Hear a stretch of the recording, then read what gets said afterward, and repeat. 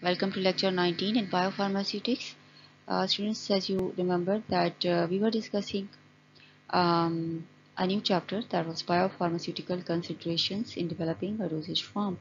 So in that we discussed about the drug considerations. So in very continuation of the same topic, this topic is physicochemical considerations or the same thing. It is the same thing as the drug considerations, but we would be discussing it in more detail in the current lecture.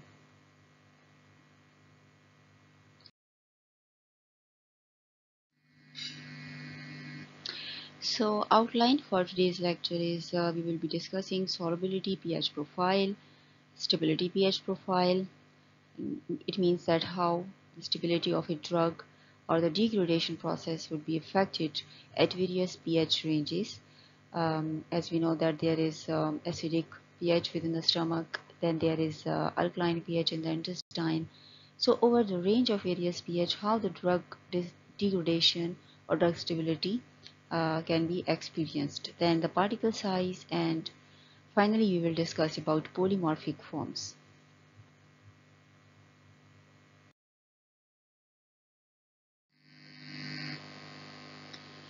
So the very first physicochemical property which is very important is solubility of a drug compound, and especially its solubility at various pH. So whenever the solubility of a drug is determined slightly alkaline as we move from stomach to the intestine within the gastrointestinal tract.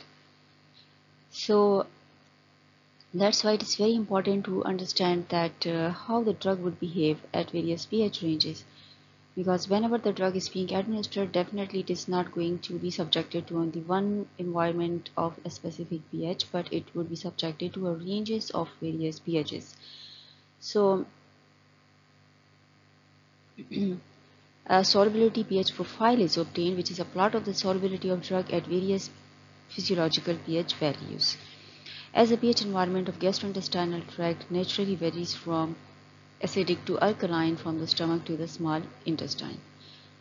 Similarly, we know that if a basic drug gets exposed to acidic medium, they both interact, and usually this interaction is called neutralization reaction, and the form is soluble salt. And conversely, when an acidic drug interacts with a alkaline medium, for example, acidic drug gets subjected to the intestinal environment, it forms a soluble salt. It is again the acid-base reaction, and so you can say that drug will get more diluted. The solubility pH profile gives a rough estimation of completeness of dissolution for a dose of the drug in the stomach or in the small intestine. So we know that whenever acidic drug, for example, gets subjected to the acidic environment, for example, in the stomach, as we know that it will get precipitated because of having the same acidic environment as its own nature, and usually it is called Richelieu principle or the common ion effect. And the drug will, which is formed as a result of this process, is now in a form that it results. It's a probability that it in its non-polar form, that is in its precipitated form, the drug will be more easily absorbed, but at the very same time its dissolution or solubility gets affected because of this precipitation back to its original form.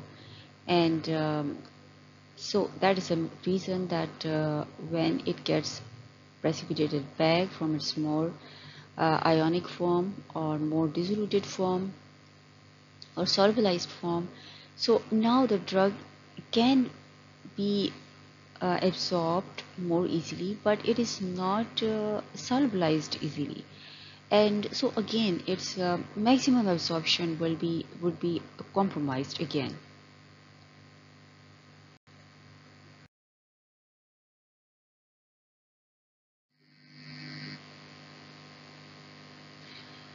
So acidic or basic excipients may help to improve the solubility. Um, as we have discussed that excipients also play a major role. They got a great impact how the drug would behave within the body. So, for example, we select a suitable acidic or basic excipients, and usually it is called a buffering agent. We can improve the solubility. Now here, for example, if in similar environment, according to the nature of drug, if precipitation happens, a non-polar drug is in a much better form to get absorbed, but at the very same time, because of non-ionization or non-solubility is a hurdle for their absorption, we can adopt certain strategies, and using buffering agent is one of them. For example, solubility or solubilization of aspirin may be increased by the addition of an alkaline buffer. Similar concept is adopted by adding buffering agent in the formulation of controlled release drug to slow or modify the release rate of a fast dissolving drug. As we know that most of the time the controlled release drugs are non-disintegrative. The reason is that the disintegration is used as slowing down the process of its dissolution, and that is happening in surfaces. So only a layer would get exposed, and only a certain amount of the drug will get absorbed. And usually in that situation too, a buffering agent could be used. And a buffering agent use will help to increase absorption of whatever amount of drug is being released during the process. And as I mentioned before, that solubilization of by the addition of an alkaline buffer, like a very common example is of disprene tablets. Whenever you just dissolve it in water, there are vapors, and it rapidly start to dissolve. Usually sodium bicarbonate is helping in the process, and that mixture is basically helped which is formed after the dissolution of disprene within the water, is basically helping to increase the absorption of disprene by providing a more alkaline environment.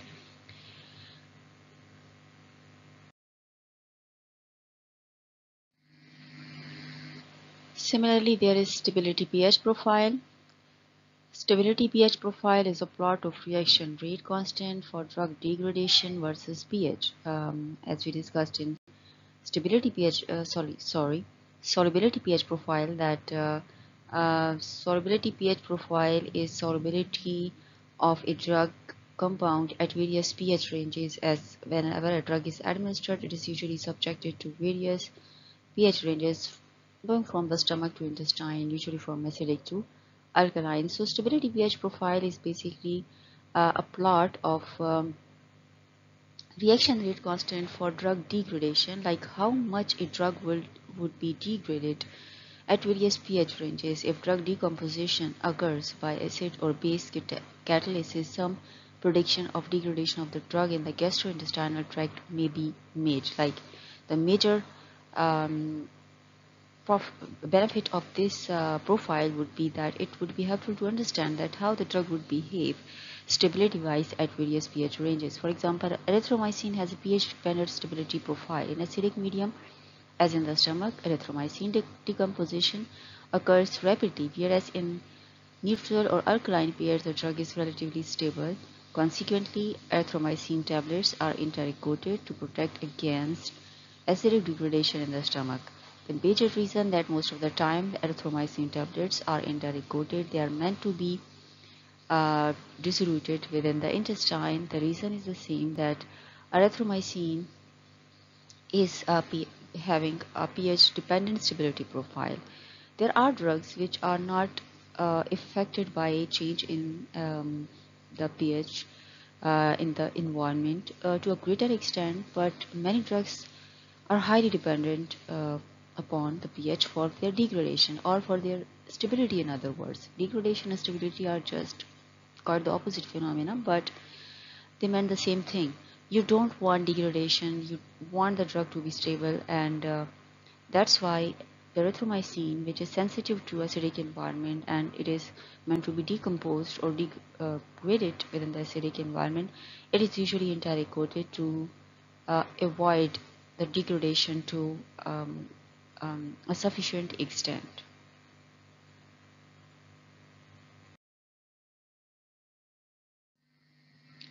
So looking at the very same fact that so it's a more less water soluble erythromycin salt was prepared, and it showed more stability in the stomach.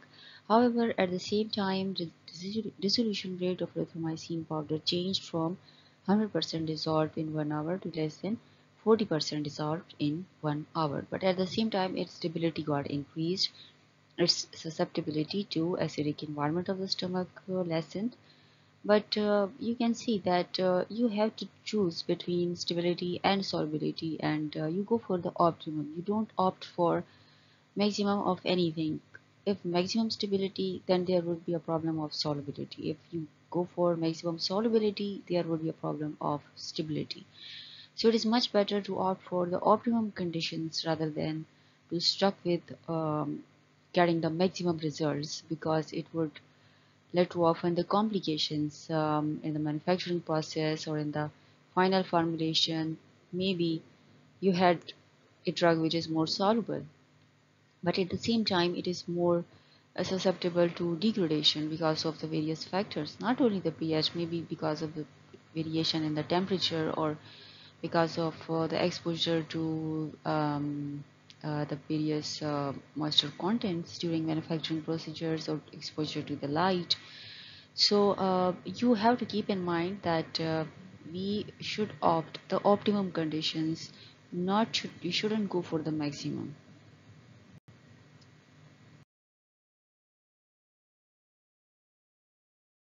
So the next physicochemical important factor which affects the process of developing a dosage form is the particle size.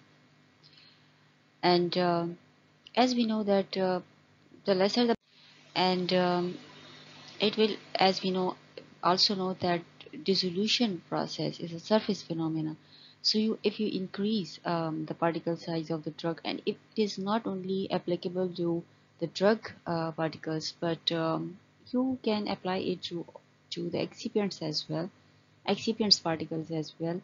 So so if the lesser the particle size, there would be more surface area, and as the drug dissolution is a surface phenomena, so there would be more rapid dissolution, and surface area also gets affected by geometric shape of the particles. So usually that have also a role along with the particle size. It is particularly important to consider in case of drugs with low water solubility. Such drugs are better to administer as IV rather than oral. We many times discussed that there are drugs which got some issues with their solubility characteristics. They are very low water soluble, and it would be just a mistake if they are being administered orally, until unless their um, purpose of administration is not to act within some local dimensions of the gastrointestinal tract, and if it is meant to be absorbed, then it would be a mistake. So it would be better to be administered such drugs as IV rather than oral. So usually in case of IV, even the particle size is reduced a lot, and by reducing the particle size, usually it's drugs release and drugs capability to reach at the site of action gets increased. And similarly, is in case of oral drug administrations too, if drugs particle size is decreased further, it might improve its bioavailability character.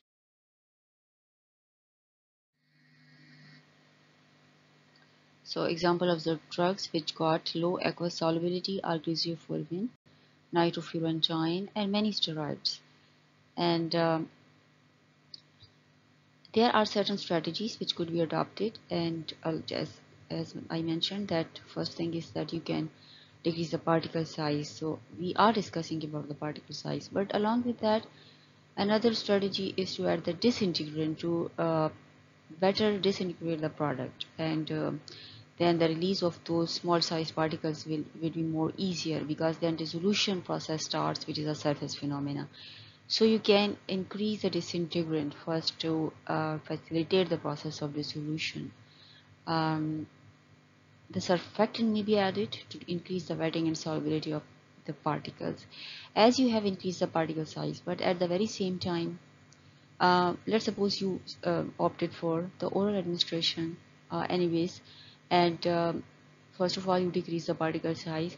Along with that, the various strategies, one is the disintegrant addition, which would help in easy and better disintegration. Along with that, you can add surfactant, which would be helping to increase the wettability or the solubility of the particles, and so overall the solubilization would be improved.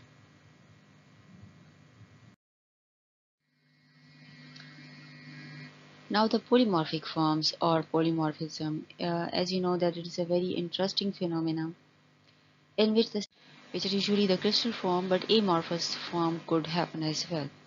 So when a drug substance can exist in various crystal forms, the phenomenon is known as polymorphism.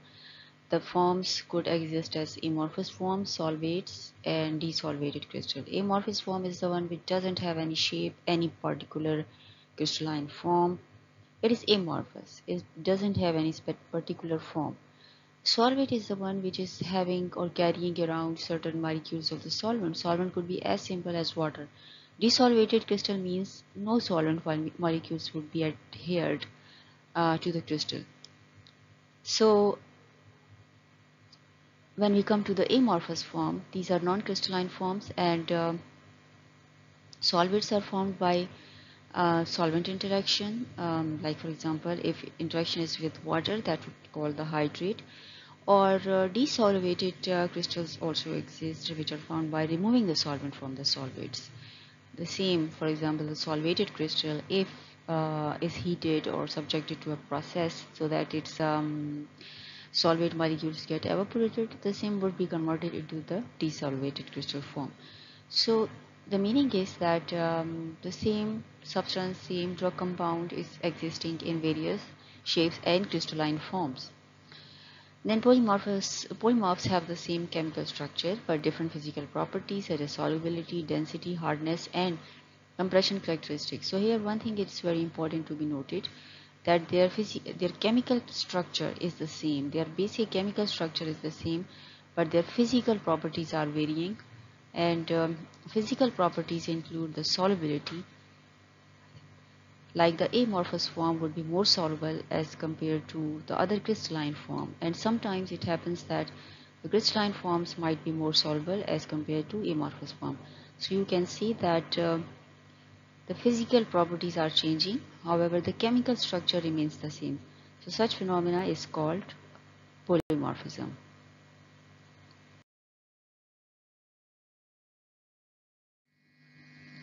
So if we look at the chloroempirical polymorphism phenomena, it also exists in various crystal form.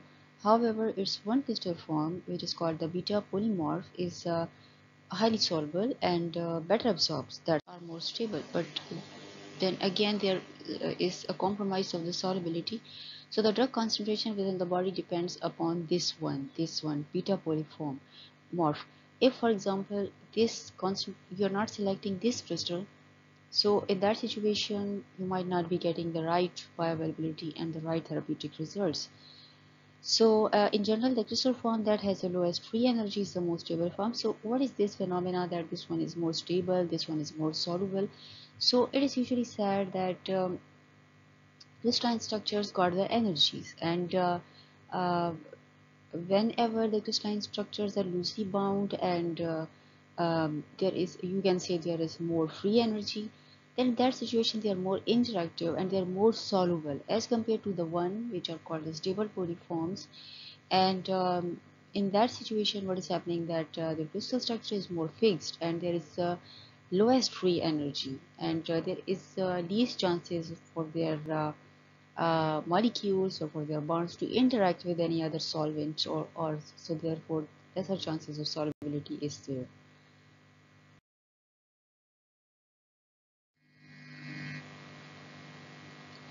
So a drug that exists as an amorphous form, non-crystalline form, generally dissolves more rapidly than the same drug in a more structurally rigid crystalline form.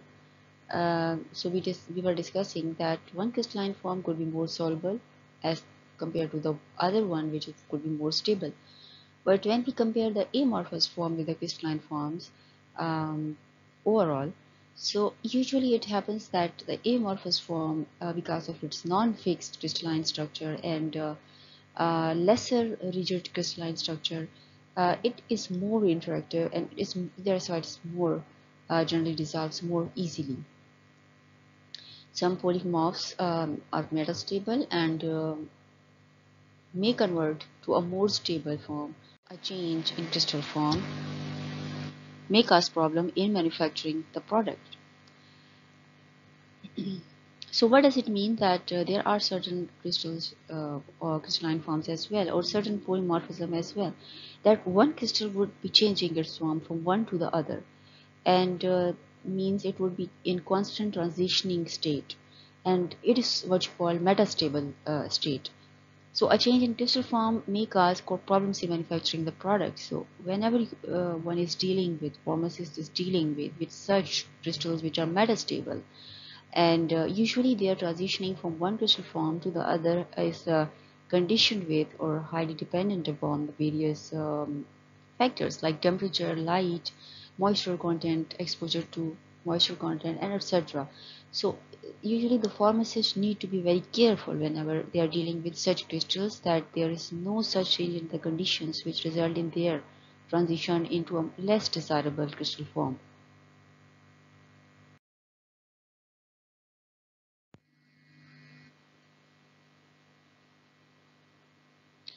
So change in crystal structure might result damage to the final dosage form, or cracking in a tablet, or granules compression into tablet form may be interfered.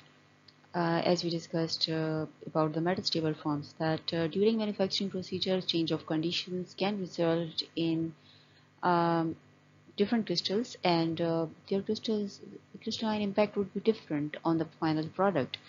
The same is being discussed here, that if, for example, there is some sort of change in the crystal structure, that the final dosage form, let's suppose the final dosage form is a tablet, the tablets are cracked because during the manufacture process, the crystalline form changed from one to the other, because the manufacturer or the pharmacist or whoever was responsible for the process, they didn't take care of change in the conditions.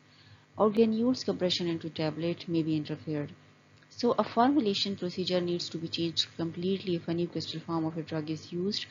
New crystal form of a drug means that it could be applied in two ways: if it is a metastable crystal form, or if it is a different crystal form you are using. If it is a metastable form, it has a chances to change during the process from one to the other. Or for example, there are various crystalline forms which you are using, which you want to use for various reasons. So it should be kept in mind that the whole manufacturing procedure or the formulation process would be changed. That won't remain the same. Solvate or desolvated crystals might result in changed solubilization of the crystal form. We discussed already. So, for example, erythromycin hydrates have more solubility. We discussed about the solvated crystals and desolvated crystals, that sometimes it happens that solvated are more solubilized, or sometimes the other one.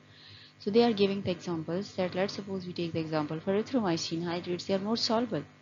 But if you look at the ampicillin trihydrate, which is also trihydrate, it is reported to be less absorbed than the anhydrous form of ampicillin. Ampicillin's anhydrous form, which could also be called a desolvated, is more soluble as compared to the ampicillin trihydrate. So there is not a hard and fast rule. There is not a single formula. There isn't a single fact which supports that whether the desolvated or solvated form would be more stable or more soluble or lesser soluble. You have to look at the individual characteristics of the drug in question, and every drug in of, itself changes and has various characteristics, and those are constantly changing from one drug to the other drug. Same criteria is never applicable to all the drugs. Every drug has its own set of physical characteristics, physical properties, which includes the solubility and stability.